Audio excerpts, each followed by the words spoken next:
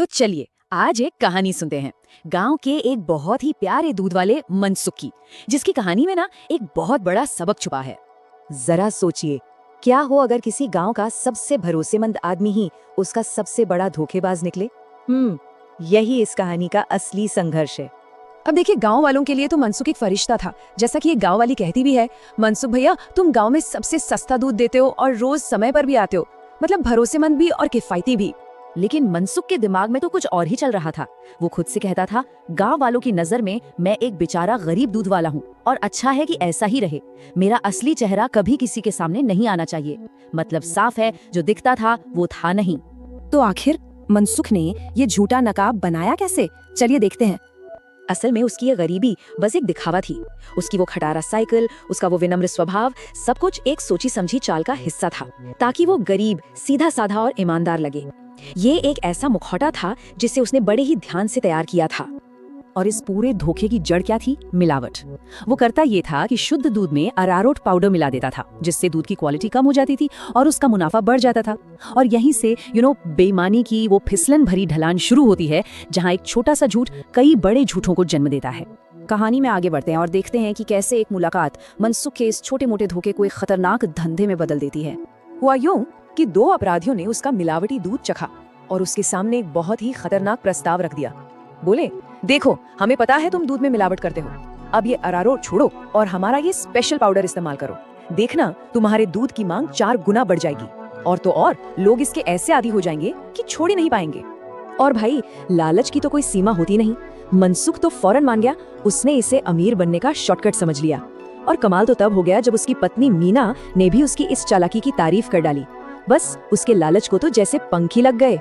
और हुआ भी बिल्कुल वैसा ही जैसा उन्होंने कहा था। मनसुख के दूध की डिमांड तो जैसे आसमान छूने लगी। ये चार्ट देखिए, पाउडर मिलाने के बाद डिमांड में कितना बड़ा उछाल आया। इससे उसे पैसा तो खूब मिला, लेकिन साथ ही उसका लालच और घमंड भी बढ़ता चला गया। लेकिन हर कहानी में एक ट्विस्ट तो होता ही है ना? यहाँ भी एक ऐसा किरदार आता है जो सब कुछ बदल कर रख देता है। एक दिन हुआ ये कि मनसुख का सामना हुआ मनोज से। मनोज एक पुलिस ऑफिसर था जो अपनी चाची सुनीता से मिलने आया था।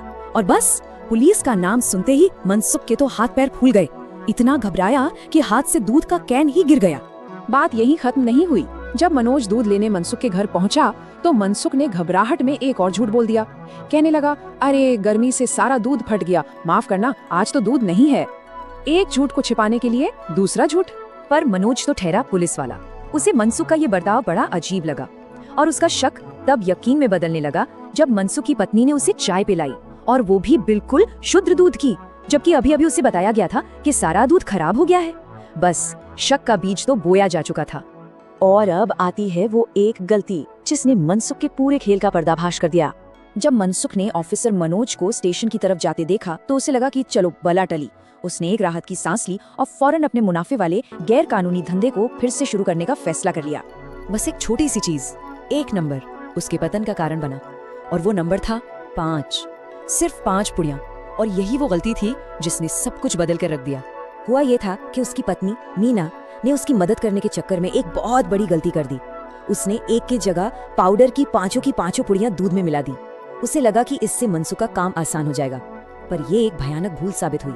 और अब हम आ पहुंचे हैं कहानी के उस मोड़ पर जहां सारा सच सामने आने वाला है। मनोज की ट्रेन कैंसिल हो गई और वो वापस आ गया। उसने वो जहरीला दूध चखा जिससे उसका सिर घूम गया। अब आमना सामना होना तो तय था। मनसुख ने झूठ बोला, मैं तो कई दिनों से बीमार हूँ, दूध बेचा ही नहीं। पर मनोज ने उसकी पोल खोल दी। बोला, मेरी ट्रेन रद्द हो गई है। तुम्हारी चाची को जो दूध दिया था उसे पीकर मेरा सिर चकरा गया, और तुम्हारी बीमारी वो तो मेरे जाते ही गायब हो गई। इसके बाद तो जो हुआ वो बहुत तेजी से हुआ। मनसुख को गिरफ्तार कर लिया गया, उसके वो क्रिमिनल पार्टनर्स भी धरे गए, और देखते ही देखते पूरे गांव को अपने उस ईमानदार दूध वाले की असलियत पता चल गई। धोखे के बुनियाद पर बना उसका पूरा साम्राज्य ताश के पत्तों की तरह ढह गया। ये कहानी हमें एक बहुत जरूरी सवाल के साथ छोड़ जाती है। सोचने वाली बात है कि हम हर दिन ऐसे कितने ईमानदार चेहरों पर भरोसा करते हैं, ये जाने बिना कि नकाब के पीछे आखिर छिपा क्या है।